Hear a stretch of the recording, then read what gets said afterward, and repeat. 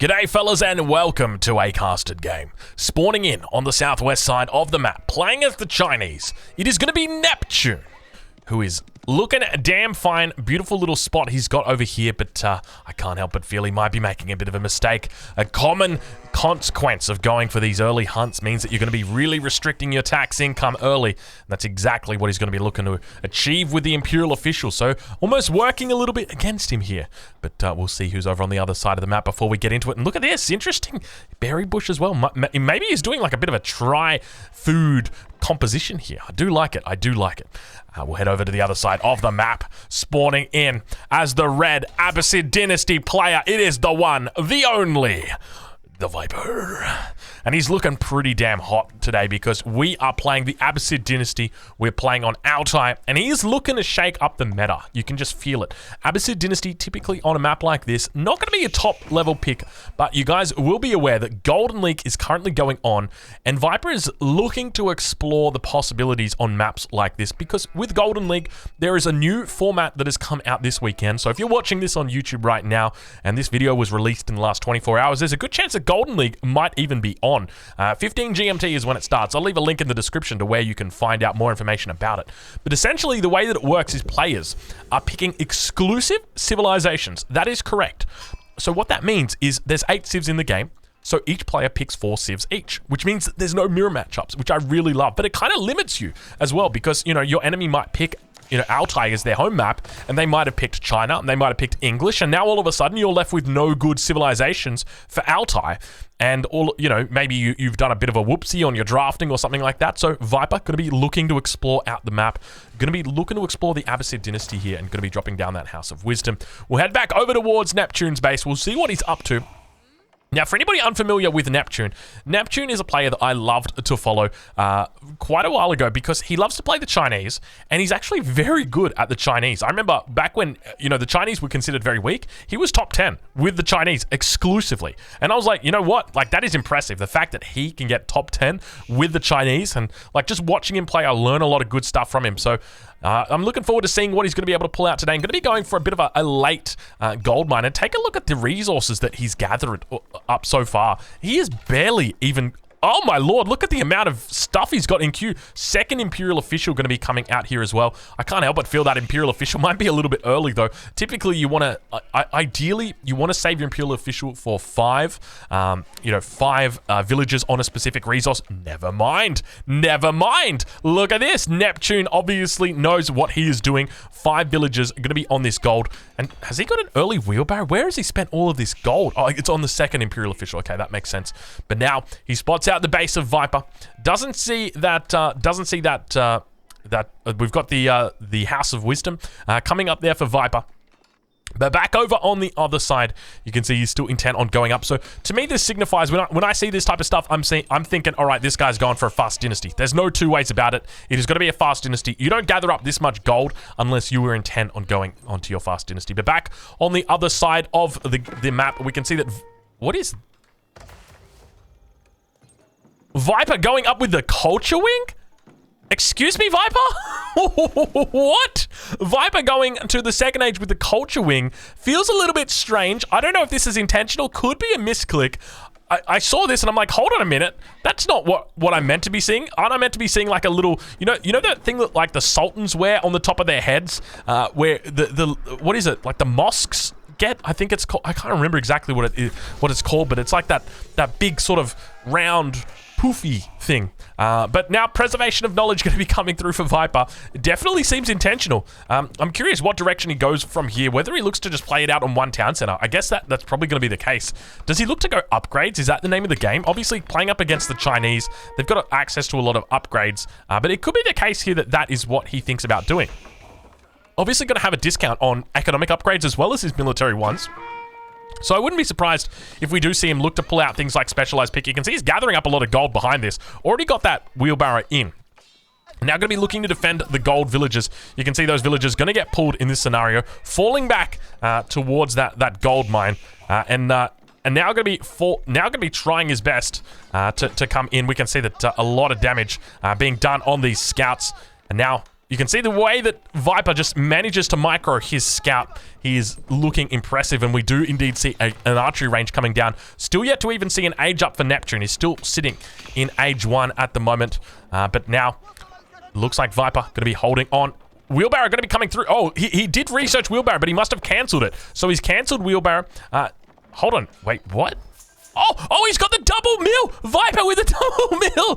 Viper going double mill, wheelbarrow, as well as survival techniques going to be coming through here for him. Still suffering on this front line. Neptune being absolutely relentless with his double scouts. And this is the consequence of not going for a double scout opening yourself, is that you are just prone to being attacked. And Viper, got to be careful, actually does a great little job of baiting out. You can see the arrows coming in on the scouts and just suffering, trying his best to get ahead. Camel Archer is going to be coming out.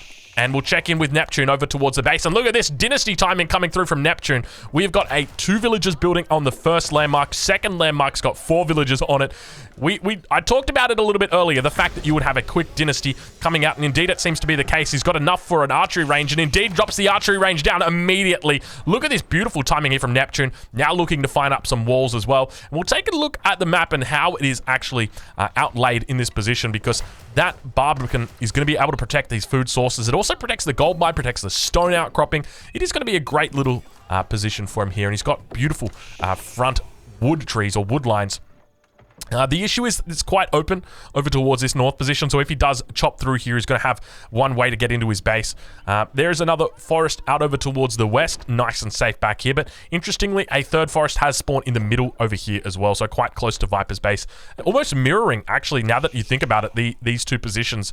Viper is going to be moving out on the map, so we'll check in with him, obviously opening up with the Culture Wing. He's going to be looking to get those upgrades, and indeed, we see double Broadaxe coming in for the Viper. Still yet to see Specialized Pick coming in despite having 8 villagers on gold, so maybe thinking about a bit of a castle age. There, never mind, there's your Specialized Pick. Forestry coming in behind it. Have we got horticulture through? Viper hates horticulture. I don't know why. I always watch Viper and I never see him get the horticulture upgrade. It's really strange. I'd love to know more about it. Maybe I should ask him. I'm going to change perspective quickly. All right, we don't hear that wolf attacking anybody today. And look at this, Chokunu together with the scout. Going to be repelling this Camel Archer down towards the south, doing a great job there. And second Chokunu going to be moving out towards this position. So he knew that there was the potential for his enemy to come around to this position, and indeed spots him out. But now you can see he's supervising all of these production, or all of these drop-off points. So we've got the gold down here, now going to be moving over towards the town center. Keep in mind, he is looking to continue Chokunu production, but he's going to be able to support his Chokunu addiction through his tax collecting. You can see 157 tax in that bad boy, 134 in that bad boy. He needs to get to work on tax collecting, and now looks like the 4th Imperial official going to be coming out, heading to the wood line, going to be doing some tax collecting herself, and he is going to be a happy camper, now able to take out that wolf before it's able to do any damage. And it looks like a couple Chokunu are going to be moving out towards the scout, going to be repelling it and saying, get back from here, get back. Get back, you hoodlum. And indeed, he does get back. He just gets back on the other side of the wood line, and Specialized Pick now coming through. Horticulture going to be coming through. So Viper going for a very interesting opening here. Is that a fast castle? Do I dare see a fast castle coming down from Viper at this point? He's actually looking to expand out. You can see he's heading up. No. No. No, no, no. No, no, you can't be doing it, Viper. Oh. I honestly looked up here and I'm like, okay, that's his second hunt. He's looking to expand up to his second hunt. Don't do it, Viper. Don't do it. You don't want to do it. You don't want to do it, Viper. I know what you're thinking.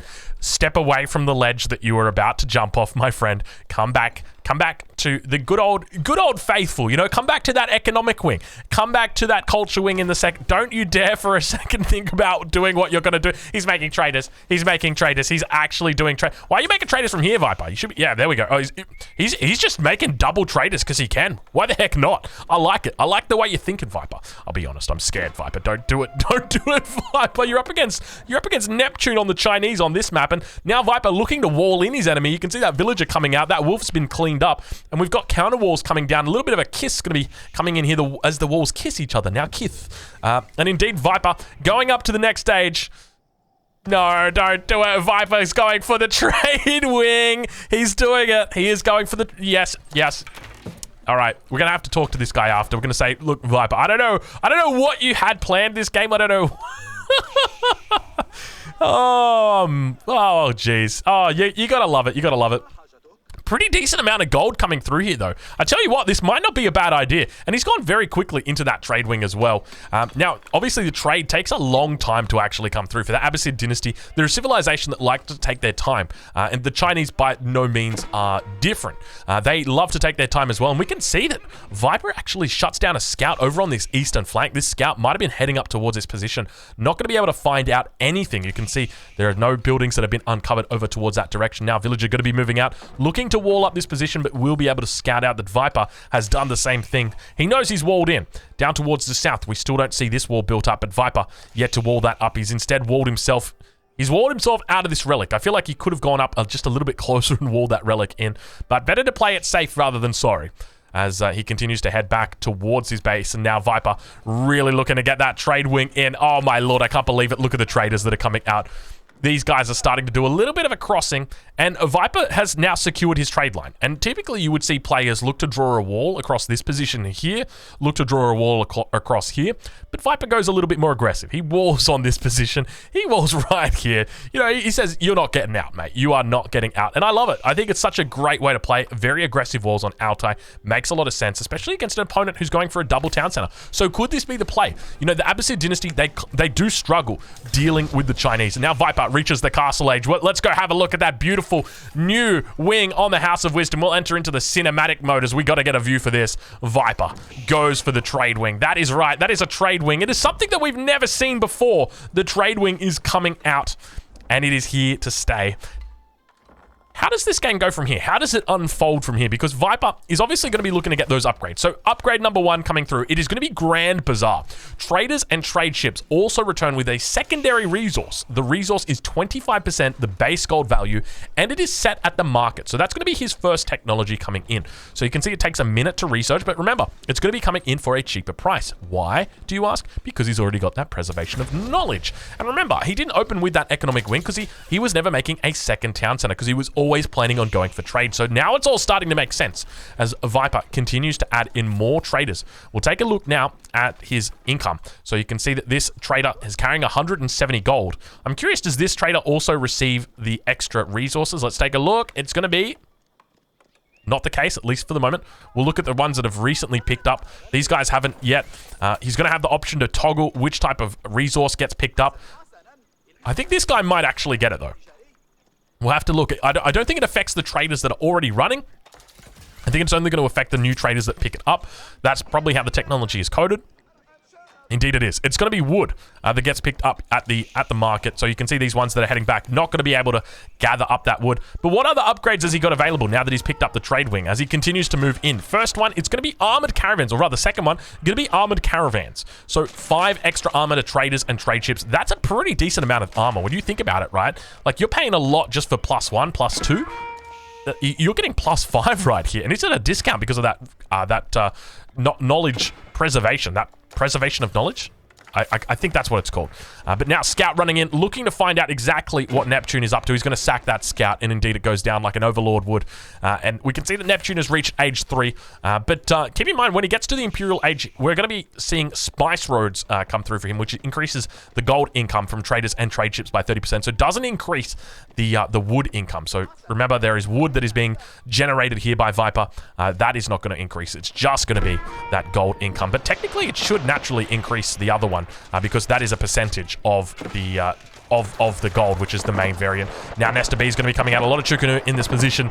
Here, you're going to be looking to fire off. You can see the Lancers making their way around. Neptune going to be trying to hold on as Viper looks for more upgrades. Take a look at these upgrades. That is what I'm talking about. Viper, lumber preservation coming in, fertilization coming through, acid distillation coming through, all of the upgrades coming through right now, as well as iron undermesh. We see the veteran horseman coming through. He's getting all of his upgrades, and he's getting them at such a discount. And remember, all of the gold is going to be coming into the market. He's going to be looking very healthy. He's only got 9 villagers on gold, but more than 1,000 gold a minute when he gets one of those drops off. But now Viper going to be pushing in towards his Barbican with a single archer. I never would have seen it coming. But down towards the bottom side of the base of his opponent, we can see that Neptune's struggling. He didn't see it coming as well. Looks like the Imperial official going to be going down. He's trying his best to keep himself in the game in this scenario. Viper is struggling with regard to villager count. We can see that Neptune on 77, Viper going to be on 66. So it's not as bad as you would have thought it was, or at least as bad as I would have thought it was. And now all those Lancers going to be trying their best to clean up the scouts. Chokanu doing effective. Got 6 damage in this scenario, so that gives them a total of 2 damage against these Lancers. Still yet to get their +1 upgrades, but Blacksmith going to get dropped down. It is double Blacksmith. We see a +1 attack coming through, and it looks like we have got +1 defense. Actually, Wedge Rivets must have just come. Yeah, Iron Undermesh just came in, so you can see he's got that +1, but now going to be looking to get Military Academy, so train those units up a bit faster, and we see the keep going to get dropped down. Oh my lord, look what we've got coming in. It's going to be medical centers coming in. Viper really looking to play the Abbasid dynasty a little bit differently, a little bit weirder at this point. I don't know how I feel about this, Viper. I got to be honest with you. But now, in the middle of the map, Neptune was moving up to place a keep down. You can see his villagers going to be running in underneath the keep. He's not paying attention. He was trying to do a bit of a keep drop here. He sends them up without any knowledge about what's going on, and as a result, loses plenty of villagers. 1, 2, 3, 4 villagers going down. 5 villagers going to be going down, and more villagers potentially going to be going down as the horsemen together in tandem with the knights run in and force him back. It looks like he's going to be dropping down on the relic instead. We can hear those relics being picked up behind this as well. 1, 2 relics down here for Neptune. So up towards the north, it looks like the Imam for Viper going to be picking up the first relic of the game. Still got a second, a third relic in the middle. Beautiful. Can I just compliment the developers on the relic placement here? 1, 2. You know, on each side of the player's bases. 1, 2 on each side of the player's base, and 1 quite literally in the middle here. It is just absolutely beautiful. You couldn't ask for a better spawn for the relics. So even, so beautiful. And just compliments. You know, when you're at the restaurant, you're like, hey, compliments to the chef. Like, can I just say compliments to the devs? Like, right now, compliments to the devs. Because, like, I'm giving them a chef's kiss symbol. I'm not even kidding you. Like, it is just, it is beautiful. It is gorgeous. I love to see it. But now, that chop through going to be happening, but you can see the walls here for his opponent going to be effective in stopping any potential movement through there. Goldmine has been completely exhausted. Viper looking for villagers, unable to find them. You can see the Imperial official working a little bit of overtime here. He's got plenty of gold stacked away in these. Oh my lord. Oh my lord. 600 gold right now for Neptune sitting inside that mill. How much is it? 342, 140. You can see this guy means absolute business when it comes to this. That mill is just stacking it up. He is like, holla holla get dollar. Still yet to get Imperial examinations, indeed. That is the case. And now, moving into a more siege-based composition. We see Springalds coming out, we see Nest of Bees coming out, and of course, we see the Trebuchets coming out. Both players looking to begin trebbing it up. Keep in mind, Viper only on the 1 town center at this point in time. Still yet to go into that economic wing. He's sitting in the castle age. He's at 83 villagers at the moment. That is quite an amount of villagers. Compare that over to his opponent who's on 97. But obviously a lot of these are traders. So Viper is having effective use of his economy, and more markets now beginning to come out for Viper. He is starting to go ham with regard to his traders. I don't know how we can actually get a count on these traders, on this trade. Actually, I think it's here. Yeah, there we go. 27. He has got 27 traders. That's a pretty decent amount of traders. I'm starting to feel this position. And I guess that's one of the things, right? Like, if you're playing up against the Chinese, you know that the game is going to go late. You know that eventually you're going to have to invest in trade. And if you don't, then you're going to be in a bad position. So what does Viper do? He just takes all of his villagers. He barely has them on gold. He's got 4 villagers just chilling out in the middle of the map on gold. He's got his gold mine in his base, or at least he had his gold mine in his base. He's got the gold mine back here. He's not worried about gold. He's putting up a keep over here, but it's not to get control of this gold vein. It's going to be primarily just to deny it from his enemy, also gather up that stone behind it. So he's going to be looking very, very strong, and now beginning to capture up that sacred site. He's already taken away 1, 2 of the relics. He does have the potential to take the 3rd relic, and he does know about this, and he hasn't walled it off, so it does leave him open to it. And we see greased axles coming through, an upgrade for the siege, and it's going to mean that he's got that discount price. Keep in mind, that discount is going to be affecting it from the culture wing upgrade. He's actually taken almost every single upgrade. He's got 3 out of 4 upgrades have now been taken by Viper. He's got that medical centers. Going to be providing a nice healing AoE underneath this keep, and villagers underneath it going to be able to repair up that keep. These guys, I mean, he's looking good at this point in time. How many buildings does Viper have? Wait a minute, what? Viper is already on tier 2. He's working his way towards tier 3 of his golden age. A reduction in research speed by 15, or actually an improvement in research speed by 15%. And a lot of trebuchets coming out for Viper, and I love the way that he's playing this. You know, outposts together in tandem with the counterweight trebuchets. Going to be looking to defend in this position, and he's going to continue aggressing upon his opponent. Neptune at the moment sitting here, struggling a little bit. I say struggling, but I take a look at all these farms, and I'm like, he's not struggling, my friend. He is absolutely farming it up. Look at that. That is some base building coming out right now from Neptune. What kind of upgrades are we looking at over here, Neptune? Oh, it's looking beautiful. He's got wheelbarrow. He's got horticulture. He's got fertilization. He's yet to get cross-precision breeding, but that, well, precision cross-breeding, rather. What did I say? Cross-precision breeding? Yes, it is cross-precision breeding. It is precision crossbreeding. He's yet to get... Oh, my lord. The transition is beginning. The transition is beginning. He is heading into mass palace guards, and you can see his food economy is about to go ham. It is about to reach the next level. It's at 1800 at the moment, but it is going to be going up even faster. We now see Military Academy coming in. He's getting all of the upgrades through. Not going to actually be supervising it, so Military Academy might not even come through if the trebuchets have their way, and you can see the trebuchets turning their attention towards what may be the blacksmith. Don't do it, trebuchets. Don't do it, trebuchets. Don't... Oh, never mind. They're hitting the landmark instead. It's okay. Looks like +2 bloomery is going to, or rather decarbonization, going to be coming in for Neptune. But he's holding on, and now we hear that age up coming through. Look at the farming economy here for Neptune. I just got to compliment the guy. You know, a lot of people, when they're playing the Chinese, they don't always play the best base building. But even though Neptune here, you know, he hasn't done the most beautiful stuff, it's still very efficient base building. The way that he's got the three granaries here, well, granaries, sorry, not granaries, granaries. The way he's got the 3 granaries, he's sitting on max population at the moment, 198, and he does reach the Imperial Age. So he's made it to the Imperial Age without a direct fight coming in. And we hear those trebuchets firing off. Viper doing a great job. He's sitting on 169 population at the moment. Still yet to make a house. He needs to bring it in. He's got a lot of traders out at the moment. We'll check in with him. 42 traders at this point in time. And now all of those units beginning to move in. Neptune trying to hold on. The trebuchets just looking to defend. Springled. No, Springled. Viper Springled's going in for a Springled kiss. And it's terrible. Oh, I hate the way that units path in this game. I fucking hate it so goddamn much. And I know Viper does as well. These Springleds would have been over here. And instead of the Springleds moving to here and then firing, they're like, oh, let me just go as close as I can and then kiss. It's all because of the way line of sight works and this hill. They weren't able to fire over this hill, and as a result, they come up on top of the hill and then fire off. He could have just commanded them over to here and then shot, but the AI is too stupid to understand that. And as a result, now Mangonel's just doing what they love to do, and that's die. They're not the strongest unit, but I tell you what, that's not terrible. That's not terrible. Damage here is not going to be bad, but Viper's still trying to hold on. You can see he's yet to reach the Imperial Age, struggling a little bit with his food economy behind this, and we can see textile's going to be coming through for him. But at the same time, up towards the north, Neptune gathering gold. He's looking to drop down. It's going to be a keep. I thought it was going to be a wall just from the way those villages were moving. Going to be a keep instead. So Viper making a bit of a mistake in not walling off this area from his opponent at this stage. But another keep going to be coming down. Viper looking to hold on. More Springleds coming out from his opponent. And now Neptune really starting to struggle. You can see the unit mass beginning to build. Elite Palace Guard's going to be coming out.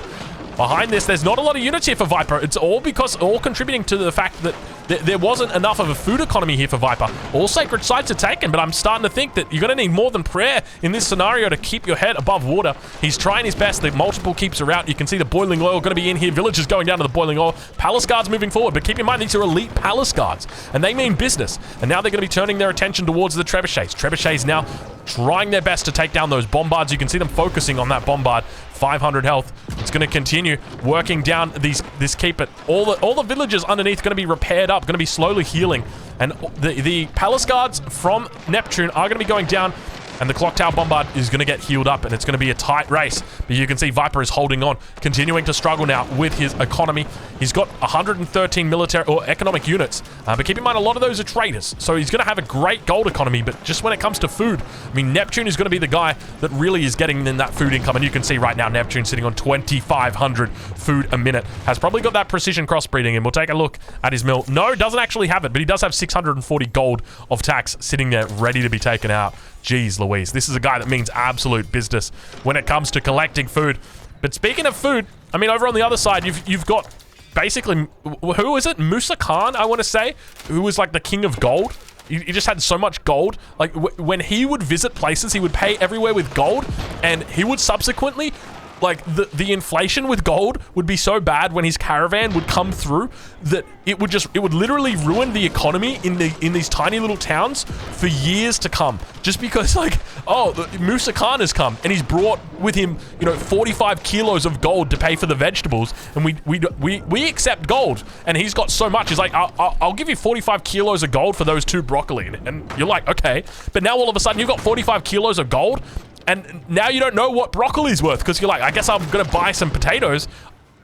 I'll give you a kilo of gold for him, and now all of a sudden everybody's got gold, and gold's not worth anything because this guy's got all the gold, and Viper right now just looking incredible with all of his gold. But now we've got a problem. Palace guards have found their way into the gold line. Musa Viper, he's going to be struggling, manages not yet to wall up this front line, and that's going to be where it really sets him apart. You can see that the military production buildings have come out for Viper, but he's just struggling with regard to food. Viper still yet to make a farm. We're at 25 minutes into the game. Viper doing the no farm challenge, but I can't help but feel like this might be a concerning time to do the no farm challenge. He's obviously got a lot of siege out, and that's going to be a consequence of the fact that he's got so much gold, he's got so much wood back here. What kind of prices are we dealing with here?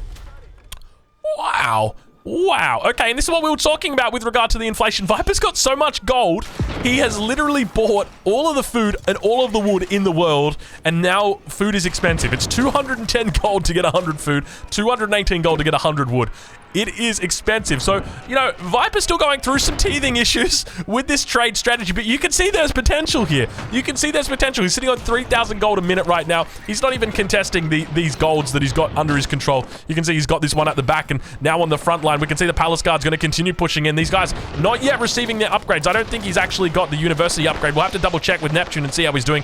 Bombards on the back line going to be struggling here. A lot of horsemen going to be running in and looking to try and defend it, but Viper now managing to keep all of his units alive. He's trying his best to take out and defend this push from coming in. He's doing a pretty decent job as well, but the Bombards, keep in mind, they've got access to that extra bit of range. You can see there the Pyrotechnics has now come in for his opponent, so does have the university up, but yet to have that elite army tactics. That was what was throwing me off. We didn't see any elite army tactics coming out for him. But now behind this, you can see the trebuchet as well as the bombards. A couple of villagers brought out. Are the villagers going to get the repair off? Indeed they do. Look how fast that repair is, but it's not fast enough. Not against the Springles of Viper, and you can see him focusing down those bombards. Unless they all focus at the same time, it's going to be hard to try and take out that bombard. It's working its way down. You can see the villagers trying their best to repair up that clock tower bombard. Springald's turning their attention away for a split second. More villagers getting pulled. I think that bombard might be able to stay alive. All of a sudden, I was singing the Bee Gees, but more Springald's coming up, and now that bombard really staying alive. You can see right now the Bee Gees just coming out in force, and it's got to force Viper back. Viper trying to hold on in this position. The crossbow mass beginning to build.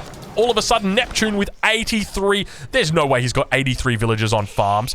57 villagers on farms right now. You can tell by the way I farm that I am a farmer's man.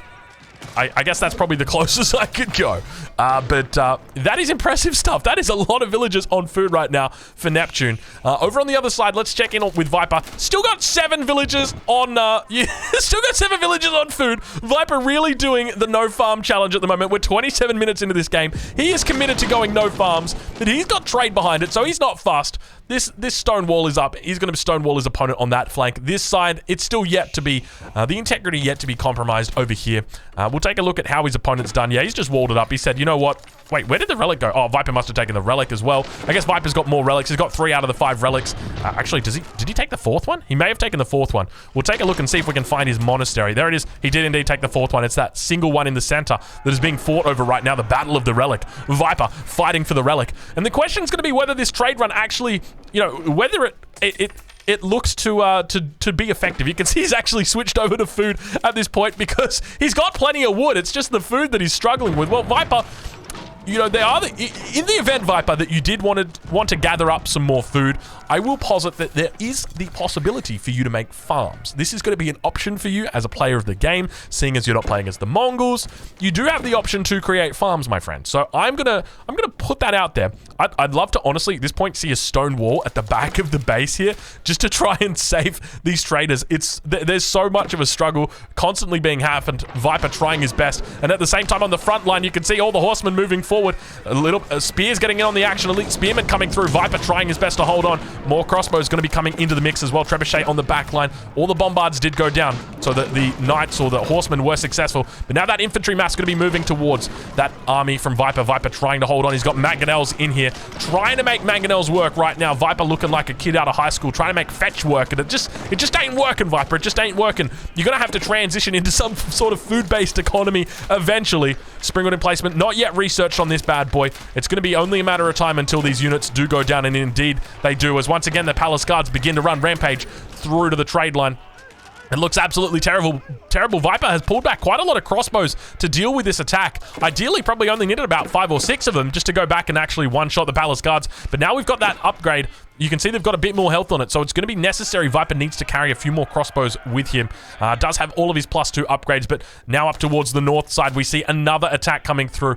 And Neptune definitely identifies that Viper is on trade here. He's looking his best to try and guarantee that that trade comes through. And Abbasid Dynasty, when we come to this late game, Abbasid Dynasty looks impressive. I think the big thing for me is just Viper not finding a real window to add in that trade. Or rather, those farms. That was really the big thing, and now losing more crossbowmen down to the south. At the same time, towards the front, we can see more units beginning to rampage through the base of Viper. He's looking to put up keeps to try and defend this trade line, but he is struggling. All of the crossbowmen going to be going down. The palace guards doing such an effective job at countering them because they are Imperial, and now all of the trade is going to be going down here. Poor Viper losing his trade economy, and as you guys know, when the gold gets taken, the Viper gets shaken, and the snake be awakened. Because now we've got a real problem, because the god Neptune himself is now awakened, and he is ready to go.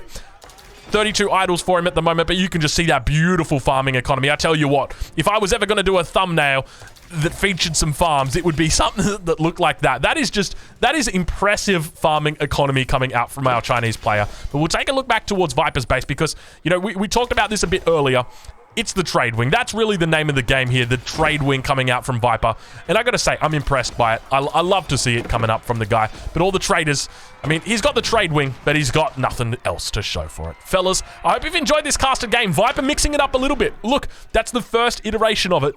Do we potentially see another trade wing? I think it's likely. It looked pretty decent there. I'll be honest with you. That was late game China up against Abbasid. What do you guys reckon? Leave a comment down below. Let me know, and I'll catch you guys in the next one.